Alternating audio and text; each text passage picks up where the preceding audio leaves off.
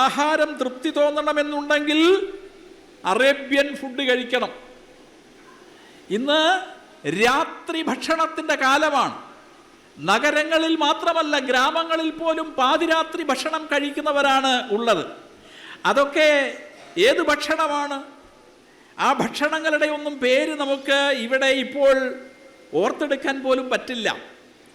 കരിഞ്ഞ മാംസത്തിൻ്റെ ഗന്ധം, മാംസം കഴിക്കുന്നത് തെറ്റാണെന്നൊന്നും ഞാൻ പറയുന്നില്ല കേട്ടോ, പക്ഷേ കരിഞ്ഞ മാംസത്തിൻ്റെ ഗന്ധം, രൂക്ഷമായ തീഷ്ണമായ ഗന്ധം നമ്മളുടെ നാസാദ്വാരങ്ങളെ തുളച്ചുകൊണ്ട് കടന്നു പോകുന്നു. നമ്മുടെ തെരുവുകളിലൂടെ സഞ്ചരിക്കുമ്പോൾ ഒരു ശ്മശാനത്തിലൂടെ കടന്നു പോകുന്ന പ്രതീതിയാണ് ഇന്ന് നമ്മുടെ കേരളത്തിലെ തെരുവിലൂടെ വൈകുന്നേരം സഞ്ചരിച്ചാലുള്ളത്. അവിടെ നമ്മൾ ശവവർമ്മയാണ് കഴിക്കുന്നത്. ചിലരതിന് ഷവർമ്മ എന്ന് പറയുന്നുണ്ട്. കഴിക്കുന്നത് വർമ്മയാണ്, കഴിക്കുന്നത് ശവമാണ്. അതുകൊണ്ടാണ് അതിന് ശവവർമ്മ എന്ന് പേര്.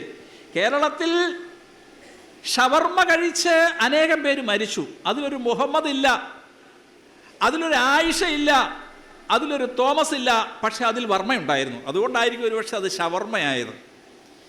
ഈ ആക്രാന്തം മൂത്ത് ഭണ്ഡാരമടങ്ങാൻ ഇത് പോയി തിന്നു ചാകുന്നവൻ്റെ പേര് ഹിന്ദു എന്നാണ്.